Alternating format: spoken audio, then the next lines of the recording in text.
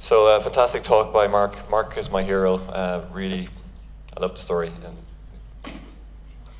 and it was really great to hear it again. Okay, so a quick overview of our two guests on the panel. We've beside me here Patrick Dawson, who is a investor and entrepreneur. He's had two exits, one with Adobe and the other with MediaMat more recently, and he's built businesses all around the world, from Tokyo, Singapore, Seoul, Hamburg, Berlin, London, New York, and great guy as well from the west of Ireland. So Patrick, thanks very much for joining us today. We have Niamh Bushnell. Niamh is the Dublin Commissioner for Startups, and also she is also behind the Dublin Globe, which is a very successful publication promoting what's going on in Dublin and in Ireland in general. And previously CEO of Idoris, and if I pronounce that properly, also a co-founder and multiple times CEO as well. And great again to have Niamh here with us today. So today's title is Startup Ecosystems, Innovation Ecosystems. So maybe just to kick off, I will sit down and make you feel all more at ease, and myself as well. I was going to ask Niamh maybe first, and then Patrick, just what are the kind of key parts that you think are in the Dublin startup ecosystem that make it work? And I suppose with a view to trying to figure out what we're missing here in the west of Ireland as well, so we're trying to obviously put pieces in place. Last year at Innovating West, we talked about the Innovation District and what was needed here. So maybe just tell me about kind of the highlights of Dublin, what you think are making things work there, as well as you, of course. It's been working for a long time before me being there, I think, and that's part of the reason for the role is to promote what's good and what's going on in Dublin already. So, it wouldn't have been something that I would have been interested in or that should have been created if the ecosystem didn't already exist. So the first thing that Dublin has is density of startups, and you need density, and I think Galway also has density. So it's not something that needs to be large in size necessarily, but it does imply depth. So it implies that there's co-working spaces, that there's clusters of companies in certain specific areas, that there's serial entrepreneurs, there's investors, there's a whole, the whole range of people and experiences and activities that you need for a startup ecosystem to exist in a local environment. And Dublin has that in spades. I think Galway also has that. And if you look at some of the maps that you link to from your email signature even, you can see, in the medtech space and in a couple of other spaces, game space, that Galway absolutely has that too. So I tick the box on that first of all. So, because people want to have a shorthand, when they think of, when I talk to media, international media, they say, well, when I think of Dublin, what should I think of? And you've got to have an answer. You should think of travel tech. You should think of SaaS. You should think of multinational engagement. You should think of jumping into the States, so you've got to have that, and I think Galway can also absolutely have its one-liners about who you are and what you're doing and why you're an important international city. So that's another piece of it that I think is very important, and I think we do an okay job of this in Dublin, but we have the potential to do a much better job, which is an international presence in the city. So not only just having multinationals there that are cheek by jowl with startups, which we do have, but actually having international people involved in the accelerators and in the co-working spaces and in the startups and on the boards of the universities. And we haven't really infiltrated the startup ecosystem well enough in Dublin with international expertise, I think, and there's no reason why we can't do it. It's a very international city. Galway is the same. I think we need to be much more open to those international experiences and personalities being very involved in a really committed way to what's happening, because one of the big things is gateways to international markets. So we can do a great job in theory of helping you with product market fit and with giving you early stage funding, but if we're not opening the door for you into foreign markets, that's really a big problem, and that's the biggest problem actually that startups with a good idea and a good team have. It's international gateways, and if we don't do a good job of that, then they might as well move out of where we are and move to somewhere that does. So that's that's a big thing. I've talked about clusters, an ecosystem that communicates well. I think Dublin does a really great job of being a very open, can-do, positive startup city. I'm sure Galway is the same. I would have no doubt that it is. So I think it's very easy to land in Dublin as an international founder, for example, and make it work. go to a couple of meetups, bump into a couple of people, and you're really then very, locked into the ecosystem, and you can really get access to anybody that you want to from there. So I think that's very important. New York is very like that as well, very open, and it was great to come from their home and see the Dublin that actually got that culture down as well. The multinational engagement is a very important piece, and I think I wrote about this recently. We do a good job of ticking the box in terms of events with multinationals, and mentor, training on products that they market. I think that stuff is great, and it's a necessary first step. But we need to move away from the CSR piece, or we need to add to the CSR piece and really look for ways of hardcore engagement between multinationals and startups. And that can be anything in terms of R&D collaboration. It can be getting their investment arms to come in here more regularly. It can be really leveraging in-house expertise that they have to validate products that our startups are building, to validate business models, to do pilots, all of that stuff that's real rubber hit the road stuff when it comes to a business that's starting up. I think we need to do a lot more of that, and again, Dublin is perfectly set up for that to be the case. A lot of multinationals have all of the cross-functional areas represented in one way or another in Dublin, and so I think that's a unique thing that we have that other ecosystems don't have. I mean, we have it in Ireland, but outside of Ireland that doesn't exist. So we really should make Dublin and Ireland as a consequence kind of the best place to do multinational engagement. We've got to figure that out. Thanks, Niamh. Patrick, just from your own perspective in terms of having come from New York and now also in Dublin, and what you've seen, I suppose, over the past few years in London when you've been there, what kind of things have jumped out at you in terms of what's been done right in terms of the ecosystem in any of those places, whether it's infrastructure or something else? Yeah, so if I look at New York, I think it's interesting that Silicon Alley has now become hugely successful, which wasn't as significant maybe 5 or 6 years ago. They've done a very, very good job of scaling a significant and successful startup ecosystem. There's no reason why we can't do that here in Ireland. We've already started with that in Dublin, but there's a case to be made, very strong case, that we can replicate that kind of cluster in Galway as well. What I've noticed in places like London, New York, it's sort of the international aspect of the talent that comes into these locations. Most recently, the business I had in London, we had 16 different nationalities working in the startup, the vast majority of which were developers, and they obviously land in a place like London, and they're looking for opportunity. There's no reason why we can't replicate that here in Galway as well. One of the reasons why they go to London or New York is because the client base is typically there as well. So from a commercial perspective, they're landing there in order to close deals. We are possibly not quite there yet in this economy, but there's no reason why you can't have a distributed network approach where you have a certain amount of resource in Galway and maybe the commercial side of that business being in London. We're all vying for US business that lands in Europe that they land in Ireland as opposed to maybe in London. So playing up the fact that it's there's a very strong and robust talent base here, that we have good track record in terms of case studies of business or startups that have been successful, not just in Dublin but also in Galway. All that lends to creating a very compelling argument. Thanks, Patrick. So historically, we've been talking for the past year and a half about the Innovation District in Galway, and obviously that's kind of come to fruition through the Portishead in the past few weeks. And of course, we are still looking forward, and one of the things we've been talking about for the past, I suppose, 6 to 8 months is an idea of a Galway Innovation Commissioner. And this is a hot topic at the moment because Silicon Republic wrote an article, I think, last week, which was about the whole ecosystem, I suppose, in Ireland in general, and saying why can't Galway or Limerick or Cork have their own startup commissioners.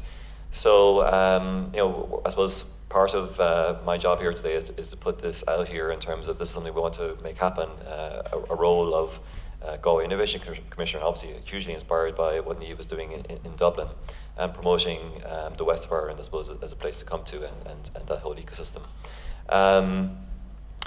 maybe some learnings, Niamh, in terms of what's worked for you in Dublin, and the perhaps it's the Dublin Globe or events that you run or anything else, and I suppose what you could see similarly happening in other parts of Ireland. Yeah, so so I think it'd be great if there was other commissioners. Then we could have a commissioners' conference and go away Club. for weekends. And that'd be fun. So it's very lonely. So I think it's great to have a role that's job it is, its mission it is to be the voice of the community and bring the community together. I don't know how successful we've been with doing that in Dublin. I definitely our job isn't done. I think we because the office is independent. It's an independent non-profit, so we're not in the pocket of any particular organisation, and certainly not the government. I think that was like a genius stroke from day one. It certainly wasn't something that I decided. It was something that was decided before I came on board. But I think that was absolutely crucial to the ability of the office to do what it wanted to do, essentially, and kind of make it up as we went along, and talk out about things that we felt needed to be changed or enhanced. You mentioned events, and this may not be true of Galway, but one of the things that we try very hard to do is to not do events. There's lots of events in Dublin, probably too many events in Dublin, and I think that's typical of any startup ecosystem where there's a lot of density. It was the same in New York. So we try not to do stuff that's already being done and being done well. We try and take on the jobs that won't be done, like databases and that kind of fun stuff that nobody else will do, because that stuff is very important. So just on techireland.org, which we will launch. It's for the whole country. We're launching it on the 10th of June. So maybe give some context, because I know Tech Ireland might be a new concept to a lot of people, but the Dublin Startup Commissioner has been working for I suppose the past maybe 6 to 8 months on this project, and the first phase was making this initial list of companies available. So I suppose if you were to pitch it, would it be Crunchbase for Ireland, or what's a one-liner? So much better than Crunchbase. So. So what happened was that so ever since this role has been created, and there's and I'm sure there were places for media to go to before, but all media seem to come to the office. So international media in particular, and especially when there's some news about the Irish economy, then the office will get a flood in of requests for interviews and for comments and for all that kind of stuff. And we've been everywhere. We've been on the TV, we've been on the radio, we've been in the Wall Street Journal, in the New York Times, and the next. But we've and that's great. So getting the story of Dublin and of Ireland out there is fantastic. But people always want facts and figures behind the anecdotes that you tell them, and we never had that information. So there is no transparent, publicly available database of startups in Ireland. So, the other thing that we get constantly in the office on an absolutely daily basis is, give me 10 fintech companies that we should be talking to as an investor. Give me, SaaS companies who have, revenue over $1 million that are 3 months or 3 years old. That data is not available in Ireland. So, from a media perspective, from a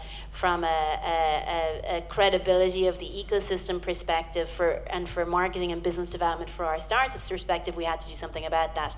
And that's, it's a poison chalice. Nobody's going to voluntarily take on the role of trying to map the Irish startup ecosystem, which is one of the reasons why the office exists, and something. So, so we decided to effectively do that, and that's what Tech Ireland is.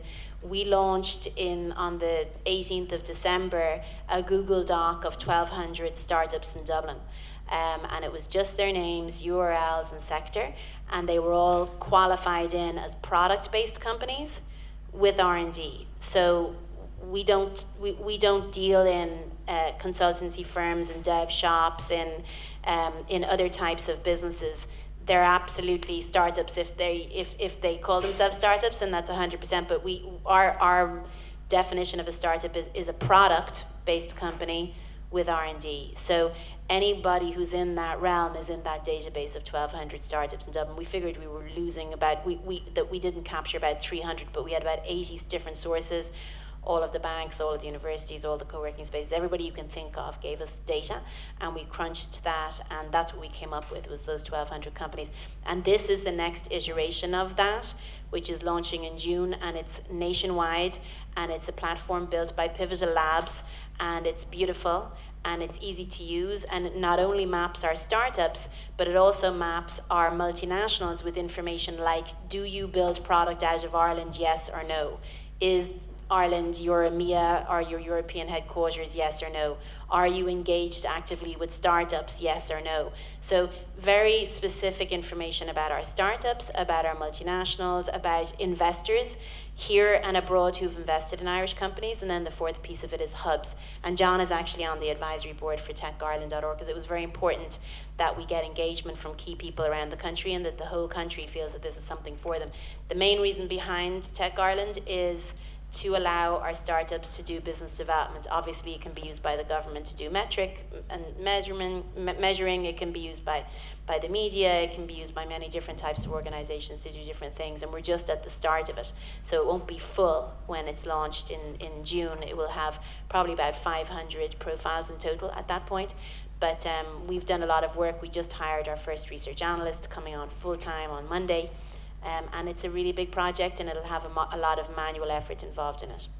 Yeah, and I suppose the ask for Galway and for the greater Western region is, when this site goes live in the end of the month and in early June, will be to get those companies that you mentioned, those startups with the core R&D or innovation function to submit on there. So I'll be contacting you all in that time frame to get you all on board. So that's everyone hands up for who's going to help me out there.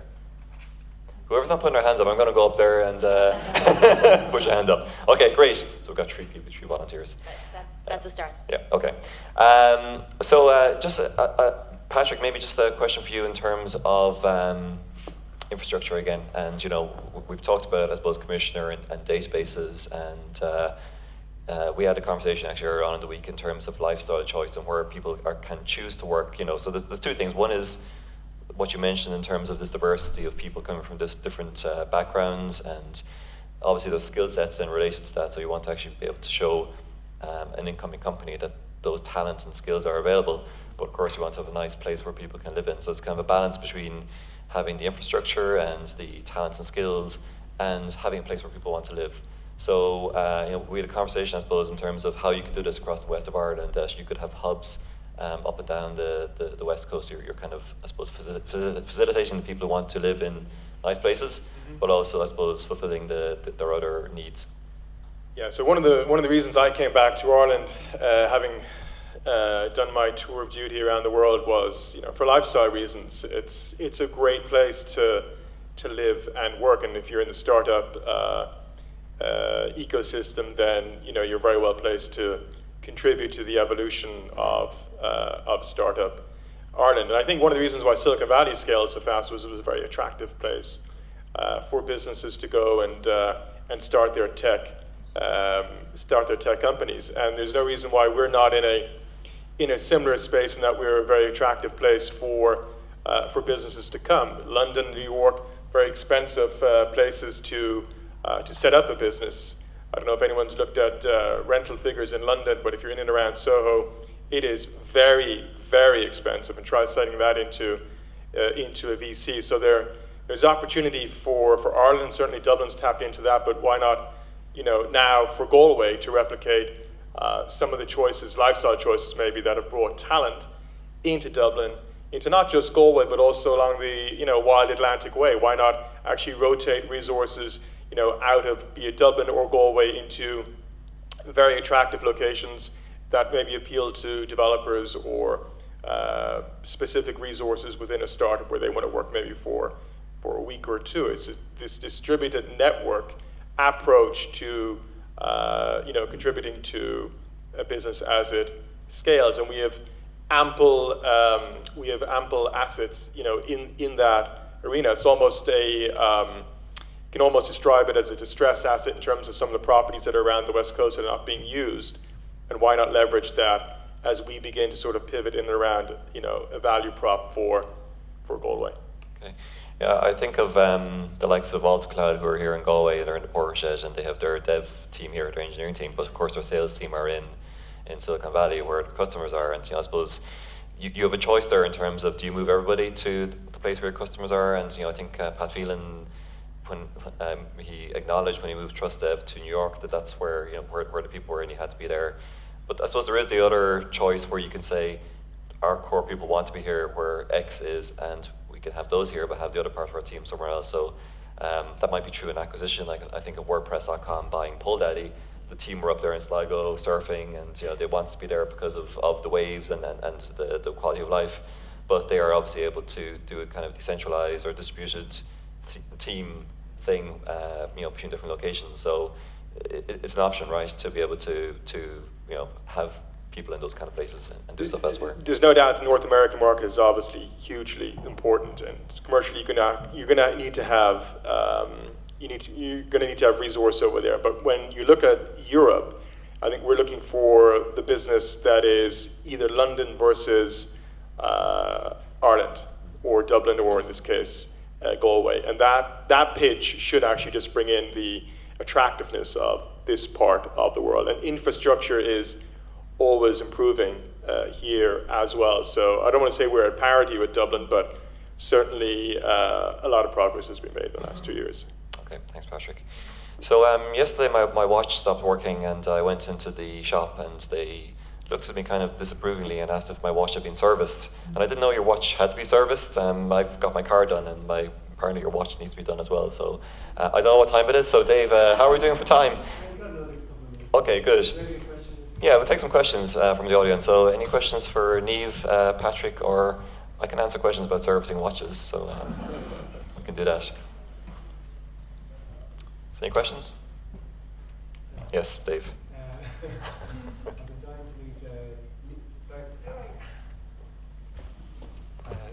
I've been dying to meet Niamh, and it was great also to meet, even though we're in the same town, Mary Carty today as well. And I think you've been following a lot on social media, and that the kind of push that you put out to promote Dublin so well, obviously. And then I was saying earlier to you how I admire how you weren't afraid to kind of call out some of the missed opportunities are there. I know it's kind of a fine line, but is there anything you'd give us in terms of advice here in the West if we're calling people to action, how to manage that situation? I mean, I think it's the same everywhere you go. I think getting, one of the things you don't see in the States that you do see here is people spending a long time on their businesses before they actually develop a product and go to market. Because here you can get funding, small amounts of funding at early stages to keep you going, and you can go through state-sponsored accelerators, and you can get places for quite a long time without actually proving anything. In the States, because there's no money, and unless you are able to get friends and family to give you money, or independently wealthy, or have saved up, you're going to die on the vine very quickly if you don't start getting revenue or investment, one or the other. Here, and I think it's a good model, we have a much more balanced model where you can get support. But I think one of the things that I'm always encouraging companies to do is spend, people apologize to me for not going to events and for not engaging with the office, and I'm like, my God, our job is to make sure that you can do business in Dublin. And if there's anything that you need that is stopping you from doing business in Dublin, then we need to know about it. But otherwise, go off, you don't need to be loved by everybody. You don't need to be a proactive member of the community at the early stages in your business. What you need to do is figure out, is your idea good enough? Can you develop a minimal viable product? And can you get customers for that, whether they pay you or not? And getting there is where I want to see companies focused on. And the vast majority of companies do that, but because the system allows you maybe to get there a little bit slower than in other markets, that's a concern, because I think speed to market, and we saw it with the presentations earlier on, is vital in the startup industry. So if there was something that I would always encourage companies to do, it's like just put something out there, have a product, whether it's ugly, and and figure out whether you've got something going, and don't look for funding that will just keep you flatlining on a feasibility level, you know, take a risk. If you want to do this, if you truly want to be an entrepreneur, take a risk.